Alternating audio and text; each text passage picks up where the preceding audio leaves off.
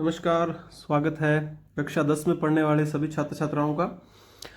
और ये गणित का कक्षा 10 का पहली जो प्रश्नावली है, अध्याय 1 वास्तविक संख्याएं, इसका पहला वीडियो जो है वो आ चुका है। इसके अंदर हमने इंट्रोडक्शन, परिचय, वास्तविक संख्याएं क्या होती हैं उसके बारे में पढ़ा है। इम्पोर्टेंट जो सूत्र है वो उनके बारे में भी हमने पढ़ा है। और अब हम प्रश्नावली 1.1 के सभी प्रश्न जो है वो इस वीडियो में हल करेंगे। पिछले वीडियो में हमने क्या पढ़ा था, इसका परिचय पढ़ा था हमने, परिचय हो गया था। उसके बाद हमने सीखे कि अभाज्य गुणनखंड कैसे किए जाते हैं, अभाज्य गुणनखंड कैसे किए जाते हैं। अभाज्य गुणनखंड हो जाने के बाद एलसीएम व एचसीएफ कैसे ज्ञात किया जाता है उसके बारे में पढ़ा था। और एक हमने सूत्र पढ़ा था कि दो संख्याओं का गुणा जो है वो उनके एचसीएफ और उनके एलसीएम के बराबर होता है। तो ये सारी जो चीजें हैं वो हमने पिछले अध्याय में, पिछले वीडियो में पढ़ चुके हैं। तो आइए अब इस प्रश्नावली का हम इसको हल करते हैं। देखिए, सबसे पहला प्रश्न इसमें आता है, निम्नलिखित संख्याओं को अभाज्य गुणनखंडों के गुणनफल के रूप में व्यक्त करना है। कुछ नहीं करना, खाली इन संख्याओं को आपको क्या करना है, अभाज्य गुणनखंडों के रूप में व्यक्त करना है। तो अभाज्य गुणनखंड हम कैसे करते हैं। पहला प्रश्न है 140 को हल करना है अभाज्य गुणनखंडों में। तो इसको हम अभाज्य गुणनखंड इसके करेंगे, 140 लिखेंगे। किससे भाग जा रहा है, छोटी से छोटी संख्या 2 से हम शुरू करते हैं। तो 2 का भाग इसमें जाएगा, बिल्कुल जाएगा। लास्ट में 0 है, जिसके लास्ट में सम संख्याएं होती है उसमें 2 का भाग जाता है। 2 7 14 हो गए, 0 का 0 आ गया। फिर से 2 का भाग चला जाएगा, 2 तिया 6, 1 बचेगा, 0 आएगी 10, 2 पंजे 10। अब 5 का भाग जाएगा, 5 7 35, और 7 में 7 का भाग जाएगा, 7 एकम 7। 1 जब आ जाएगा तब हम इसको यहाँ पर छोड़ देंगे। अब इसके अभाज्य गुणनखंड हो चुके हैं। तो 140 के अभाज्य गुणनखंड क्या हो गए भाई, 2 गुणा 2 गुणा 5 गुणा 7। घात के रूप में लिखना चाहें तो 2 की घात 2 गुणा 5 गुणा 7। घात 1 दिखाना चाहें तो आपकी इच्छा है, नहीं तो ये सही है। 156 के हम अभाज्य गुणनखंड करेंगे। 6 है, सम संख्या है तो 2 का भाग जाएगा। 2 7 14, 1 बचेगा, 6 आया 16, 2 8 16। फिर से 2 का भाग जाएगा, 2 तिया 6 और 2 9 18। अब इसमें 3 का भाग जा रहा है, 2 का तो नहीं जाएगा क्योंकि सम संख्या लास्ट में है नहीं। 3 का जाएगा, तो 3 का जा रहा है कि नहीं जा रहा है, क्या विभाज्यता नहीं होता 3 का। दोनों को आप ऐड करके देख लें, 9 और 3 12, 12 में 3 का जा रहा है तो 39 में भी 3 का जाएगा। 3 एकम 3, 3 तिया 9। अब 13 खुद अभाज्य संख्या है तो 13 में किसका जाएगा भाई, 13 का। 13 एकम 13। तो 156 बराबर 2 गुणा 2 गुणा 3 गुणा 13, 2 की घात 2 गुणा 3 गुणा 13। ये हमने इसके अभाज्य गुणनखंड कर दिए। हाँ जी, 3825 को हम अभाज्य गुणनखंड इसके करेंगे। सबसे पहले देखिए, लास्ट में 5 है तो जाहिर सी बात है 2 का भाग तो इसमें जा नहीं रहा है। 3 का जाएगा कि नहीं जाएगा, इनको जोड़ के देख लो। 8 और 3 कितने हुए, 11, 11 और 2 13, 13 और 5 18। 18 में 3 का जाता है तो इसमें 3 का जाएगा। 3 एकम 3, 3 दूनी 6, 3 7 21 और 3 पंजे 15। ठीक है भाई, इसको फिर आप जोड़ के देख लें। 3 और 7 10, 10 और 5 15, तो 3 का जाएगा। 3 चौके 12, 3 दूनी 6, 7 में से 6 गए तो 1, ऊपर से आया 5 15, 3 पंजे 15। अब 7 6 और 2 11, और सॉरी 4 और 2 6, 6 और 5 11। 11 में 3 का नहीं जाता है, ठीक है ना, 11 में 3 का नहीं जाता है। तो अब 3 से आगे चलेंगे। 4 का जाएगा नहीं क्योंकि पीछे 5 है, तो किसका जाएगा, 5 का जाएगा। 5 8 40, 42 में 40 गए, 2 ऊपर से 5 25, 5 5 25। फिर से 5 का जाएगा, 5 एकम 5, 3 बचे, 5 आया 35, 5 7 35। और 17 में 17 का जाएगा क्योंकि 17 अभाज्य संख्या है। 17 एकम 17। तो 3825 के क्या हुए गुणनखंड भाई, 3 गुणा 3 गुणा 5 गुणा 5 गुणा 17, यानी कि 3 की घात 2 5 की घात 2 और 17 का 17। तो ये पहला प्रश्न इस प्रकार से हमने हल कर लिया है। अभाज्य गुणनखंड करने थे और सिंपल प्रश्न है, 1 नंबर का आ सकता है ये। चौथे प्रश्न पे आइए। प्रश्न संख्या 4 है, ये रही 505। 505 का हमें अभाज्य गुणनखंड इसके करने हैं। तो 505 नहीं, 5005। तो लास्ट में 5 है, और वैसे देख लो 3 का भाग तो 2 का तो जाएगा नहीं, तो 5 और 5 10, 10 में 3 का भी नहीं जाता, तो इसमें सीधा किसका जाएगा? 5 का। 5 एकम 5, 0 की 0, 0 0, 5 एकम 5। अभी किसका जा सकता है? 3 का नहीं जाएगा, 4 का, 5 का भी नहीं जाएगा, 6 का भी नहीं जाएगा क्योंकि विषम संख्या है। 7 का देख लेते हैं। 7 एकम 7, 3 बचेंगे। हाँ, 7 का चला जाएगा। 7 एकम 7, 3 बचे, 0 आई 30, 7 चौका 28, 2 बचे, 1 आ 21 और 7 तिया 21।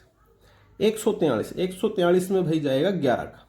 इसकी निशानी क्या है? 11 के भाग जाने का नियम क्या है कि आप अल्टरनेट जो इनकी जगह है उनको जोड़ लीजिए। 1 और 3 4, और ये 4 4 और में से 4 गए 0, या तो 0 आना चाहिए और या 4 से विभाजित कोई संख्या आनी चाहिए।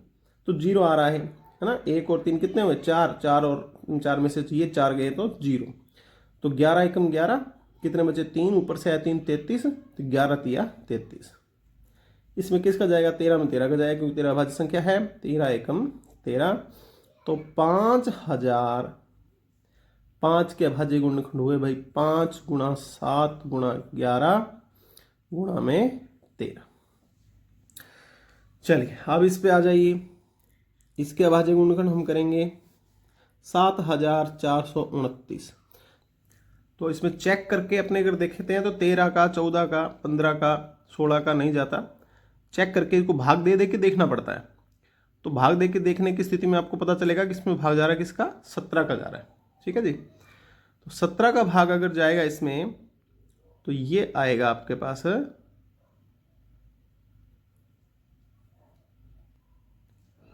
भाग दे के देखेंगे इसमें 17 का। यहां पे दे के देख लेते हैं। 17 का भाग 7 4 2 9 में, और 17 एकम 17 2 17 17 चौका 17 चौका 17 5 17 4 पे जाएगा। 7 4 7 28, 2 बची हंसल और 68। कितना आया जी? इसमें आया 6 आया, ऊपर से आया 2। तो अब 7 17 तिया, 17 तिया कितना होता है? 51। तो 1 1, और ये बचा आपके पास कितना? 9। तो 119। 17 7 7 7 49, 4 बची अंसल, 7 एकम 7 और 4 कितने हुए? 11। तो ये गया कितने पे? 437 पे इसका भाग जो है वो चला गया। अब 437 में अब देखो 18 का तो जाएगा नहीं, 17 का तो दे चुके हैं, 18 का जाएगा नहीं क्योंकि पीछे जो है वो क्या है? 7 है। इसके बाद 19 का अगर अपने ट्राई करेंगे तो 19 का भाग इसमें दे के देखते हैं 19 का जाता है कि नहीं जाता। 437 में 19 का, 19 दूनी 38, 13 में से 8 का कितना आया? 5 7, और 19 तिया कितना होता है? 57। ये 19 पे गया तो कितनी बार जाएगा? ये 23 बार। 23 खुद अभाज्य संख्या है तो 23 में 23 का जाएगा, 23 एकम 23। ये आ गया जब आपके पास 7429 का अभाज्य गुणनखंड है 17 गुणा 19 गुणा 23। ठीक है जी। तो ये हमने पहला प्रश्न जो है इसका पूरा कर लिया है। अब आइए आप प्रश्न संख्या 2 पे। पूर्णांकों में निम्नलिखित युग्मों के एचसीएफ और एलसीएम ज्ञात कीजिए और जांच कीजिए कि दो संख्याओं का गुणनफल उनके एलसीएम और एचसीएफ के गुणनफल के बराबर है या नहीं। तो ये सूत्र है, आपको पहले वीडियो में बता दिया गया था, इसकी जांच भी करनी है। तो एचसीएफ और एलसीएम पहले ज्ञात करने हैं और फिर इसकी जांच करनी है। तो एलसीएम और एचसीएफ ज्ञात करने के लिए सबसे पहले देखो 26 26 के हमें अभाज्य गुणनखंड करने पड़ेंगे। 26 में भाग जाएगा जी 2 का 2 एकम 2 2 तिया 6, फिर जाएगा इसमें 13 का 13 एकम 13। 91 में आप देख लीजिए किसका भाग जाता है? 3 का नहीं जाएगा, 4 का नहीं जाएगा, 5 का, 6 का, 7 का चला जाएगा। 7 एकम 7, 2 बचे, 1 आया 21, 7 दिया 21 और 13 का 13 जाएगा, 13 एकम 13। तो 26 के गुणनखंड आपके पास आए कितने, 2 गुणा 13। 91 के गुणनखंड कितने आए जी, 7 गुणा 13। अब इनका HCF कितना हो जाएगा, HCF अगर अपन ज्ञात करना चाहें तो कितना होगा HCF इसका। HCF हमेशा क्या होता है, इसकी घात कितनी मानेंगे, 1 1 है ना, यहाँ भी घात 1 1।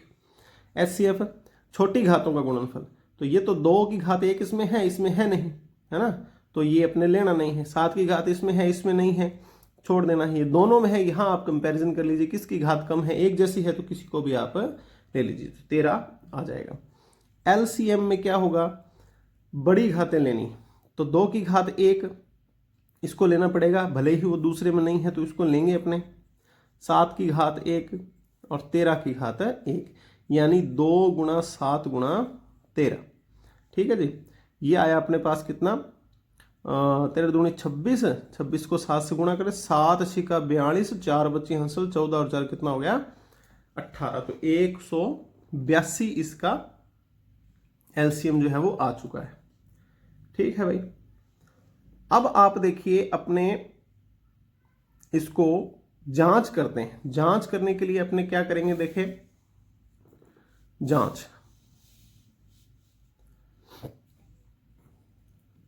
करने के लिए आप क्या करेंगे, पहले दो संख्याओं का गुणनफल, दोनों संख्याएं जो है A और B उनका हम गुणनफल करेंगे। दोनों संख्याओं का गुणनफल है 26 गुणा 91। 26 और 91 का आप गुणनफल कर लीजिए, है ना, क्या आएगा 26 और 91 गुणनफल, यहाँ करके देख लेते हैं। 26 का 91 में, 6 का 6, 2 का 2, 6 9 54, 5 बची हंसल 18 और 5 कितने हो गए 23, 6 6 3 2, ये आ गया आपके पास 2366।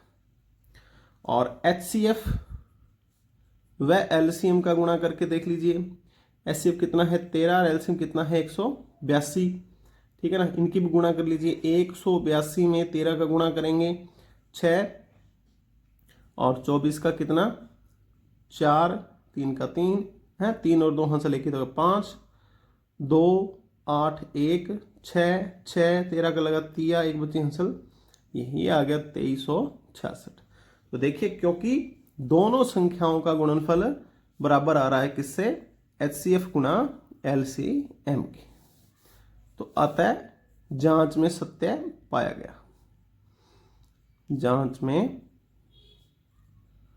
सत्य पाया गया। ठीक है जी, तो ये हमने इस प्रश्न की कर ली है जांच। एक और प्रश्न है इसी प्रकार का हमारे पास,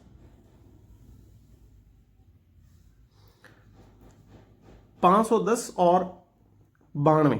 तो 510 के पहले हमें अभाज्य गुणनखंड करने पड़ेंगे, तो अभाज्य गुणनखंड हम करके देखते हैं। 510 के, है ना, 510 के अभाज्य गुणनखंड करेंगे।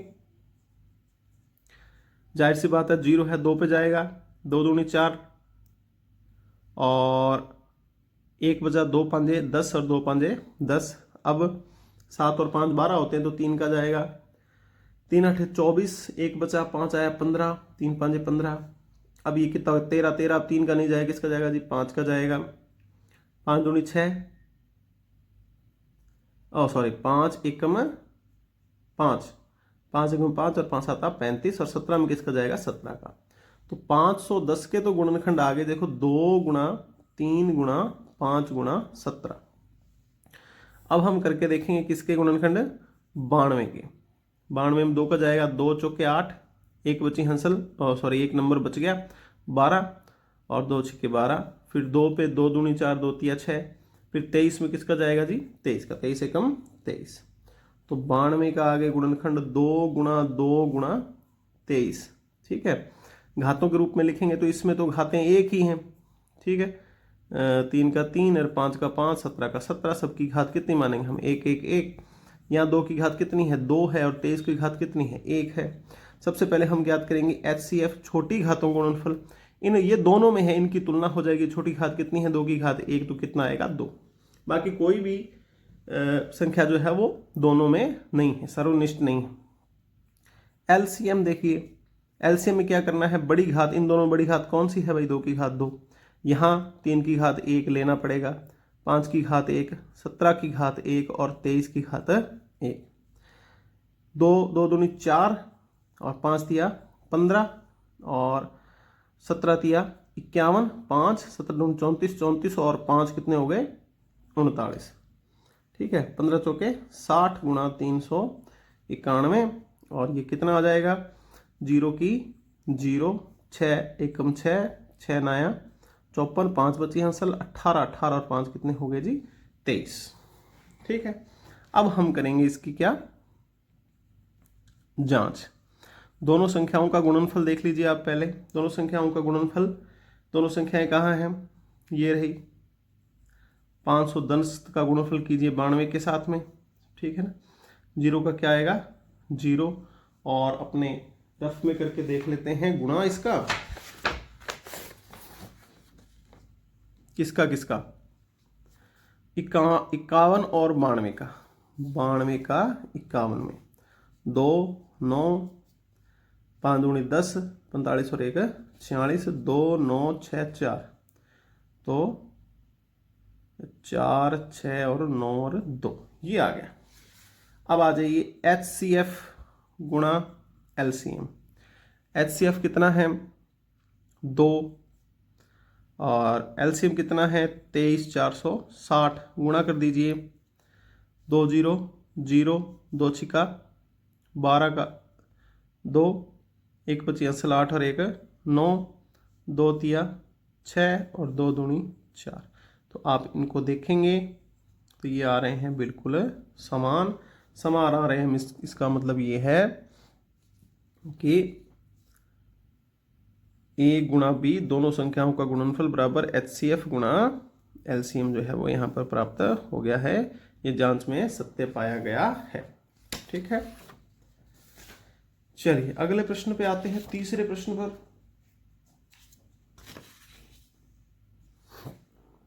तीन 336 व 54, इसका भी वही करना है।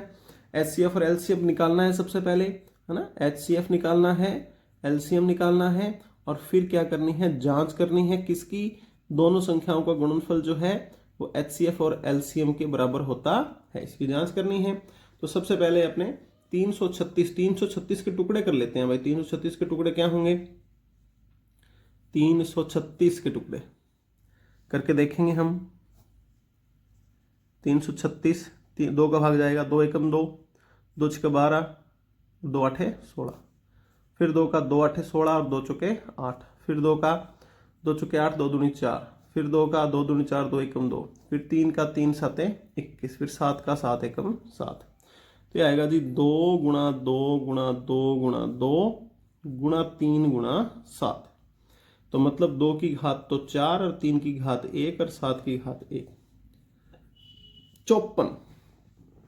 54 में देख ली, 54 का करके देख लो।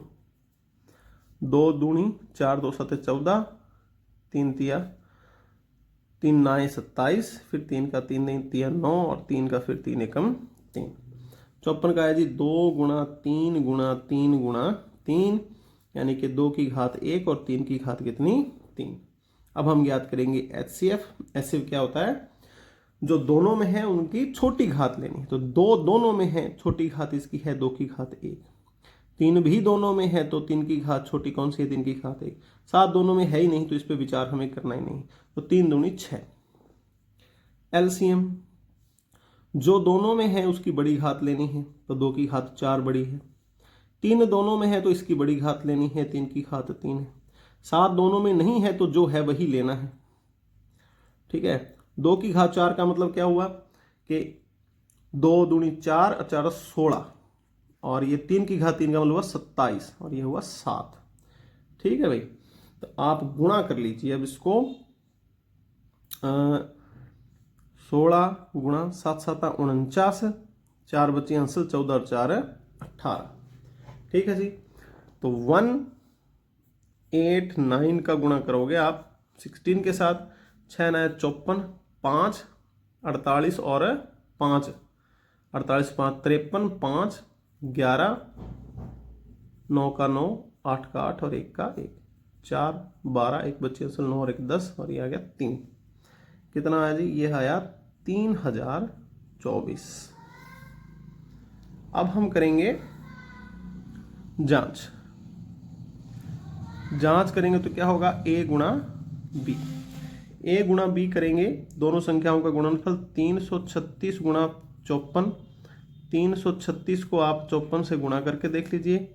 24, 2 बची अंसल 12 और 2 14, 1 बची अंसल 12 और 1 13, 30, 3 बची अंसल 15 और 3 18, 1 बची अंसल 15 और 1 16, 4 4 11, 1 बची अंसल 7 और 1 8 और 1 18,144। अब HCF गुणा LCM करेंगे। LCM कितना है, 6 है, 3024 है। 6 चौका 24, 2 बची हंसल 12 और 2 14, 1 बची हंसल 6 0 और 1 1 और 6 तिया 18। तो दोनों कैसे आ रहे हैं, समान। तो अतः A गुणा B बराबर HCF गुणा LCM सत्य पाया गया।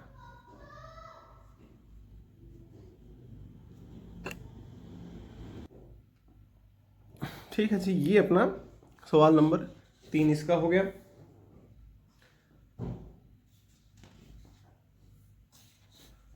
अब तीसरे सवाल पे आते हैं। तीसरे का, अभाज्य गुणनखंड विधि द्वारा निम्नलिखित के पूर्णांकों के HCF और LCM ज्ञात करने हैं। HCF ज्ञात करना है और LCM ज्ञात करने हैं। अभाज्य गुण, अब पूर्णांक 3 संख्याएं दे दी, बस इतना ही अंतर है। वहां 2 का कर रहे थे, यहाँ 3 का करना है। तो पहले 12 के अभाज्य गुणनखंड तो वैसे ही पता चल जाएगा अपने को। ठीक है जी, 2 गुणा 3 यानी 2 की घात 2 और 3 की घात 1। 15 के क्या आएंगे जी, 3 गुणा 5 यानी 3 की घात 1 और 5 की घात 1। 21 के क्या आएंगे, 3 7 21 होता है, तो 3 की घात 1 और 7 की घात 1। अब यहाँ HCF आप ज्ञात करेंगे, तो जो तीनों में कौन है, ये है। देखिए 3 3 3 3 सबकी घात 1 है, तो न्यूनतम घात कितनी लेंगे हम, 1 ही लेंगे।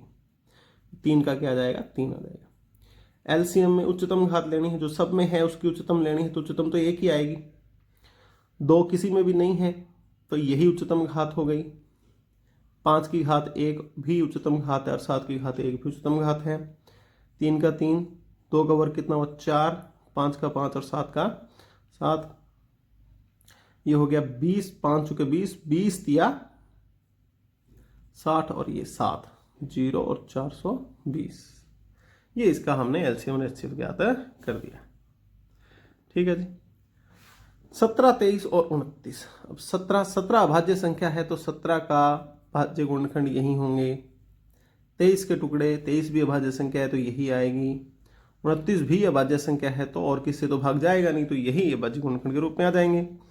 अब इसका HCF देखिए, अब कुछ भी और तो कोई संख्या इनमें उभयनिष्ठ है ही नहीं, है ना। जहां कुछ उभयनिष्ठ नहीं, वहां हम क्या उभयनिष्ठ मानते हैं, 1। LCM इसका ज्ञात करेंगे तो उच्चतम घात लेनी है, तो उच्चतम घात ये खुद ही है, 1 का 1 लेना है। 17, 23 और 29, इनका गुणा करके देख लीजिए। 29 में गुणा कीजिए आप 23 का, 3 9 27, 2 बची अंसल 6 और 2 8, 18 का 8, 1 बची अंसल 4 और 1 5, 7 16 और ये 6। अब इसमें कर दीजिए आप 17 का गुणा, 7 7 49, 4 बचे, 42 और 4 46, 4 फिर 42 और 4 कितने बचे, 46, 7 का 7, 6 का 6, 6 का 6, 9, 13 का 1 बची हंसल, 13 का 1 बचे हंसल और कितना हो गया 11, 11,339। ये आपका उत्तर आ गया है। अगला प्रश्न देखिए, तीसरा। इसमें भी अपने को क्या करना है, तीसरे के तीसरे पे आ गए। इनका भी अपने को HCF और LCM ज्ञात करना है। भाज्य गुणनखंड विधि, तो 8 के टुकड़े कर लीजिए। 8 के टुकड़े क्या होंगे, 2 गुणा 2 गुणा 2। 9 के क्या होंगे जी, 3 गुणा 3। और 5 के क्या होंगे, 5 गुणा 5, है ना। क्या लिखेंगे, 1 गुणा 2 की घात 3, 1 गुणा 3 की घात 2 और 1 गुणा 5 की घात 2। तो HCF न्यूनतम घात, न्यूनतम, अब 2 तो 2 सर्वनिष्ठ नहीं है, 3 भी सर्वनिष्ठ नहीं है और 5 भी सर्वनिष्ठ नहीं है, तो इन पे विचार करना नहीं। एक सब में है तो इसकी न्यूनतम घात तो 1 ही आएगी। तो एचसीएफ आ गया हमारे पास 1 और एलसीएम जो है वो अपने ज्ञात करेंगे। एलसीएम उच्चतम घात लेनी है तो यहाँ उच्चतम घात है 2 की घात 3 है, 3 की घात 2 है और 5 की घात 2 है। ये हो गया 8, ये हो गया 9 और ये हो गया 25।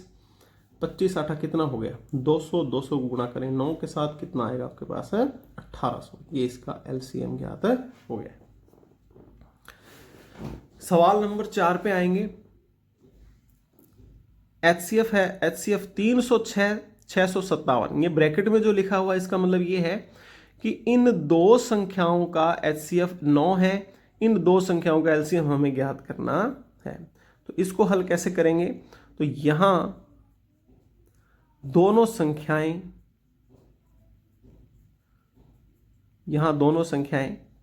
ए कितनी है 306 और बी कितनी है 657। ठीक है, अब हमारे पास सूत्र क्या है, सूत्र है कि एचसीएफ और एलसीएम जो है वो अपनी दोनों संख्याओं के गुणनफल के बराबर होता है। एचसीएफ हमें दे रखा है कितना 9, एलसीएम हमें ज्ञात करना है। दोनों संख्याएं भी दे रखी है, ए संख्या 306 है और ये 657 है। एलसीएम ज्ञात करने के लिए क्या करेंगे, 306 गुणा 657, 9 गुणा में था इधर गया भाग में, 9 का भाग इसमें चला जाए क्योंकि 3 और 6 9 योग आ रहा है तो 9 का भाग चला जाएगा ना। 9 एकम 9, 9 तिया 27, 2 बचेंगे, 9 तिया 27, 3 बचे, 6 36, 9 चौका 36। एलसीएम बराबर 34 गुणा 657। अब 657 को 34 से कर लो गुणा भाई, 28 का 8, 2 बची हंसल, 22 का 2, 2 बची हंसल, 26, 3 7 21, 2 बची हंसल, 15 और 2 17, 1 बची हंसल, 18 और 1 19, 18 3 13, 1 बची हंसल, कितना आया 12 और 2 22,338। ये आपका सवाल नंबर 4 हल हो गया है यहाँ पर। ठीक है, तो ऐसे ये प्रश्न इंपॉर्टेंट की श्रेणी में आता है। इंपॉर्टेंट की श्रेणी में आता है, क्यों आता है इंपॉर्टेंट की श्रेणी में, क्योंकि सूत्र का इस्तेमाल इसमें हो रहा है, सूत्र का इस्तेमाल हो रहा है। तो सूत्र का इस्तेमाल हो रहा है तो ये प्रश्न जो है वो अच्छे प्रश्नों की श्रेणी में आता है। आपको दोनों संख्याएं दे देगा, वो भी डायरेक्ट नहीं देगा, ब्रैकेट में लिख के दिया है तो कई तो इसको समझ ही नहीं पाएंगे कि ये ब्रैकेट में क्या देती है। ब्रैकेट में दोनों संख्याएं दे दी भाई। एचसीएफ का एचसीएफ 306 657 का मतलब है कि 306 और 657 का एचसीएफ है 9 और इन दोनों का एलसीएम आपको ज्ञात करना है। ठीक है, इसके बाद आते हैं अगले प्रश्न पर। प्रश्न संख्या 5, जांच करो कि क्या प्राकृत संख्या n के लिए 6 की घात n अंक 0 पर समाप्त हो जाता है या नहीं, है ना। तो माना n के किसी मान के लिए 6 की घात n 0 पर समाप्त होता है। ये मान भाई, अगर आपने 6 की घात n लिखा है और इसका मान जो है वो ऐसी संख्या आई है जिसका लास्ट अंक क्या है 0 है, तो अगर ये 0 पर समाप्त होता है तो इसका अर्थ क्या है कि इसके गुणनफल में 2 और 5 अवश्य ही होंगे, होता है। तो 6 के अभाज्य गुणनखंड में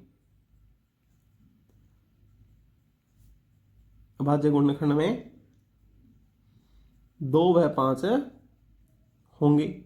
पर जब 6 के गुणनखंड करते हैं तो 6 के गुणनखंड तो क्या आते हैं 2 और 3, तो 2 तो है लेकिन 5 नहीं है, क्योंकि 6 के गुणनखंड में 5 नहीं है। अतः n का कोई भी मान ऐसा नहीं होगा जिसके लिए संख्या जो है वो 0 पर समाप्त हो जाए। ठीक है, छठे प्रश्न पे आएंगे, वो व्याख्या करो कि ये संख्या और ये संख्या भाज्य संख्याएं क्यों हैं। अब भाज्य संख्याओं की देखो, इसको सवाल को पहले तो सवाल अपने लिखते हैं थोड़ा सा। पहली संख्या लिखो, पहली संख्या क्या है? 7 गुणा 11 गुणा 13 प्लस में 13। 13 कॉमन ले लीजिए आप, क्या बचा? यहां से 13 चला है, क्या बचेगा? 7 गुणा 11। यहां से 13 गया तो क्या बचेगा? 1। 13 का जाना का मतलब है भाग देके गया, इसमें 13 भाग देके गया तो 13 तो कट जाएगा, 7 और 11 बच जाएंगे। 13 में 13 भाग दिया तो कितना बचेगा? 1 बचेगा। ठीक है जी, 13 आ गया। अब आप देखिए इस संख्या को, देखो इस संख्या के दो टुकड़े बने हैं, एक टुकड़ा तो है ये और एक टुकड़ा है ये। इस संख्या के गुणनखंडों में 13 आ रहा है, तो जिस संख्या के जो जितने गुणनखंड होते हैं वो सभी से विभाजित मानी जाती है ना। जैसे संख्या 21 है, 21 के गुणनखंड क्या है? 3 गुणा 7, तो वो 3 से विभाजित है और 7 से भी विभाजित है। और जो संख्या अपने अलावा किसी और से विभाजित होती है उस संख्या को हम क्या कहते हैं? उस संख्या को हम कहते हैं भाज्य संख्या। अब ये जो संख्या इसने दी है, ये जो भी संख्या थी, इसके दो गुणनखंड आ चुके हैं, एक तो 13 है और एक ये है। ठीक है, इसको हल करने की भी आवश्यकता आगे नहीं है। दोनों गुणनखंडों से हमें पता चलता है कि ये इससे भी विभाजित है और इससे भी विभाजित है। तो जो संख्या 13 से विभाजित है, इसका मतलब वो संख्या कौन सी श्रेणी में आएगी? ये भाज्य संख्या की श्रेणी में आएगी। इसका मतलब ये है कि संख्या 13 से विभाजित है, अतः यह एक भाज्य संख्या है। अगली संख्या देख लेते हैं, दूसरी संख्या। दूसरी संख्या क्या है? दूसरी संख्या है भाई ये रही, 7 गुणा 6 गुणा 5 गुणा 4 गुणा 3 गुणा 2 गुणा 1 और प्लस में 5। यहां भी आपको वही करना है, 5 कॉमन लेना है। 5 कॉमन लोगे तो अंदर क्या बचेगा? यहां बचेगा 7 गुणा 6 गुणा 4 गुणा 3 गुणा 2 गुणा 1, और यहां से 5 कॉमन ले लिया। यहाँ 5 अगर बाहर जाता है तो क्या बचा हुआ माना जाएगा? 1। यहां से 5 चला गया बाहर। तो इसके भी देखिए दो टुकड़े हो गए। क्या क्या टुकड़े हो गए? एक तो ये देखिए, एक तो ये टुकड़ा है और गुणा में एक ये टुकड़ा है। तो इस संख्या के, जो दूसरी संख्या के कितने टुकड़े हुए? 2 टुकड़े हुए। इसका मतलब ये दोनों से भाज्य है। तो इसका तो पता नहीं, लेकिन ये तो स्पष्ट दिख रहा है 5 कि ये संख्या 5 से विभाजित है। तो जो संख्या किसी दूसरी संख्या से विभाजित है वो कौन सी श्रेणी में आएगी? वो भाज्य संख्या की श्रेणी में आएगी। तो हम क्या लिखेंगे? अतः संख्या जो है किससे? 5 से विभाजित है। 5 से विभाजित है तो यह एक भाज्य संख्या है। ठीक है जी। इसके बाद अपने आते हैं अंतिम प्रश्न पर। प्रश्न संख्या 7 है। वर्ताकार पथ पर चक्कर लगाने में सोनिया को 18 मिनट और रवि को 12 मिनट लगते हैं। यदि दोनों एक ही स्थान से चलें, एक ही समय पर चलें और एक ही दिशा में चलना प्रारंभ करें तो पुनः कितने समय बाद मिलेंगे? तो ध्यान दीजिए इस प्रश्न पर। ये वृत्ताकार पथ है ना। बिंदु ये ए ले लेते हैं अपने, ए बिंदु। ए बिंदु पर तो सोनिया चलती है और ए बिंदु से रवि भी चलता है। एक ही स्थान से ये एक ही दिशा में रवाना हो गए, सोनिया भी रवाना हो गई और रवि भी रवाना हो गया। अब हमें देखो सोनिया की चाल कितनी दी है। सोनिया को लगने वाला समय कितना है जी? 18 मिनट। रवि को लगने वाला समय कितना है जी? 12 मिनट। सोनिया 18 मिनट लगते हैं, रवि को 12 मिनट लगते हैं, यानी रवि तेजी से चलता है। तो जैसे ही यहां से चलना प्रारंभ करेंगे तो रवि तो निकल जाएगा आगे और सोनिया रह जाएगी पीछे। धीरे धीरे धीरे धीरे इनके बीच का गैप जो है वो बढ़ता जाएगा, बढ़ता जाएगा। बढ़ते बढ़ते बढ़ते बढ़ते रवि वापस आकर के सोनिया को मिल जाएगा, है ना। तो ये जो पूरी दूरी वो निकाल देगा वो किसके बराबर होगी? वो इन दोनों का जो समय लगता है उसके एलसीएम के बराबर होगी। तो रवि द्वारा पुनः, या फिर दोनों को लिख दो, दोनों को पुनः मिलने का समय, पुनः मिलने का समय जो है वो क्या होगा, वो होगा जी 18/12 का एलसीएम होगा। 18 और 12 का एलसीएम हम निकाल लेते हैं। देखिए 18 के आप गुणनखंड कर लीजिए, ठीक है ना। 18 गुणनखंड करेंगे तो क्या आएगा, 2 गुणा 3 गुणा 3, यानी 2 की घात 1 और 3 की घात 2। अच्छा जी 18 के बाद 12, तो 2 गुणा 2 गुणा 3, 2 की घात 2 और 3 की घात 1। तो देखिए अब HCF कितना हुआ, न्यूनतम घात दोनों में है, न्यूनतम घात क्या हुई 2 की घात 1, ये भी दोनों में है, न्यूनतम घात क्या हुई 3, ये तो आया 6, है ना। HCF तो खैर लेना ही नहीं, HCF की तो बात ही नहीं करनी, अपने तो क्या निकालना है LCM, अरे ये ऐसे ही निकाल देगा HCF, तो इसको तो लेना नहीं, LCM निकालना है। LCM क्या लेते हैं, बड़ी घात, तो दोनों में बड़ी घात क्या है, 2 की घात 2 है, और ये दोनों में बड़ी घात 3 की घात 2 है, तो 2 दूनी 4 और 3 तिया 9 और 9 चौके 36 मिनट, तो ये लगे कितने 36 मिनट का समय इसमें लगता है। ठीक है जी, तो ये इसके साथ के साथ प्रश्न जो है वो पहली प्रश्नावली के हमने पूरे कर लिए हैं। इसके बाद अगली प्रश्नावली पर चलेंगे। आपको 10वीं क्लास के गणित के प्रत्येक सवाल, प्रत्येक उदाहरण वीडियोस के माध्यम से मिलता रहेगा। अभी आगे अर्धवार्षिक परीक्षाएं हैं, उसके बाद वार्षिक परीक्षाएं होंगी, तो अपनी तैयारी जो है वो गणित में शानदार कर लीजिए। प्रत्येक सवाल, प्रत्येक उदाहरण आपको विस्तार से समझाया जाएगा। चैनल को सब्सक्राइब कर लें ताकि वीडियो जो है वो आपको आते ही मिल जाए। धन्यवाद।